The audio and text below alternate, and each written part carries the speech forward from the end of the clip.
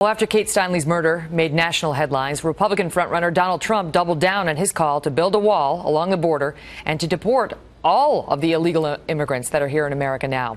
Over the weekend, one of his Republican rivals, New Jersey Governor Christie, responded to Trump's plan. Watch. In many ways, it's just too simplistic. You know, the idea of, building a wall, kicking everybody out, and ending birthright citizenship, all sounds, appealing in some respects to some folks. But I just think it's a very complicated problem, and it needs someone who understands how to do a complicated and nuanced solution to that problem. Joining me now, presidential candidate Governor Christie of New Jersey. Governor, thanks for being here. Thanks for having me, Megyn. So you heard Ted Cruz defended it. Donald Trump defends it. They say Donald Trump keeps saying some very smart legal scholars believe it's possible. The 14th Amendment, so people know, says if you're born here, you're a citizen here. But you've got serious men now running for president saying we need to do away with that. Well, I mean, listen, it doesn't make sense. It's in the Constitution. They want to amend the Constitution. Then you need a 2/3 vote in Congress and 38 states to ratify it. But you know what, Megyn, what's underlying all this is the extraordinary frustration that the American people feel that for 30 years, these folks in Congress, previous presidents, haven't enforced the law. And maybe I come at this from a really direct point of view, but what I believe is you're elected to enforce the law.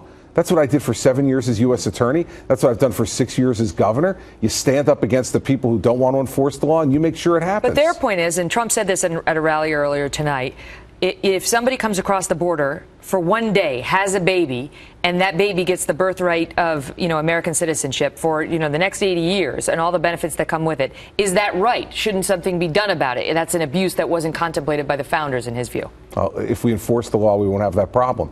The fact is, what we need to do is to make sure that we're securing the border in the first place. What we need to do is to make sure we secure that people come over here with visas don't overstay the visas. We have laws in place now to handle the overwhelming majority of the stuff. But what people are really angry about is the government doesn't do their job. And, that's why people elected me in New Jersey in 2009, because the government was completely ineffective, wasn't doing their job. I've stood up to the legislature in New Jersey. We've done those things. I'll do the same thing as president on the immigration issue.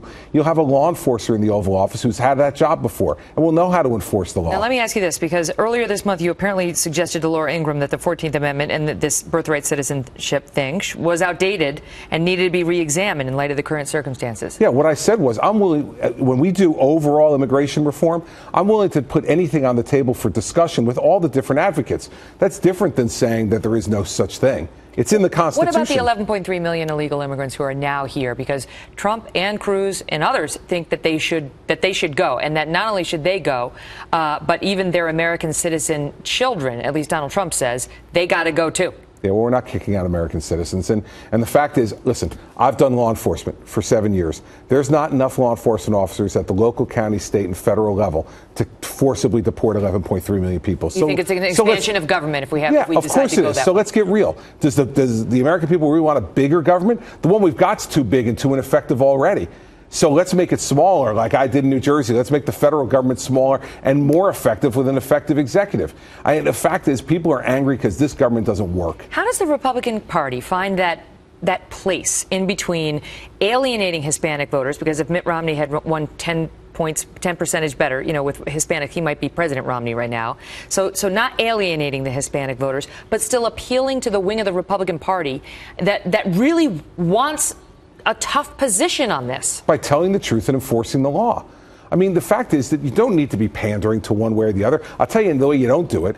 You don't do like focus group tested trips to the border, speak Spanish, and then criticize Asians. I mean, he's referring to Jeb Bush for those of you who are at work. I don't think that's the way you do it. I don't think you do it by doing policies that come out of the 1990s. You need to deal with this problem directly. Say to the American people, listen, we've got a problem. The first thing we need to do is to secure the border and fix it. Once we do that, we're not adding to this problem. Then let's have a conversation about how we effectively deal with the people who are in the country. If they commit a crime, they should be arrested, put in jail, and as soon as they finish serving their term, those folks should be deported without question. But I don't think we're also going to deport American citizens, Megyn. And that would have taken care of the Kate Steinle murder. Of course it would have. Policy had been. And by the way, a lot of the other things that people are concerned about would have been taken care of that way. And the last thing is this. Folks don't want to go backwards. We don't want to litigate old fights and old conversations and old disputes. We don't need a candidate who's looking backwards who can't even answer a question on anchor babies. We need to have someone who's going to be looking forward and doing things the right way. And I'm not trying to be coy about it. The fact is that if Governor Bush cannot stand up to answer those questions with 2 or 3 tries at it, what's going to happen when he has to look at Vladimir Putin? Governor Christie, always a pleasure.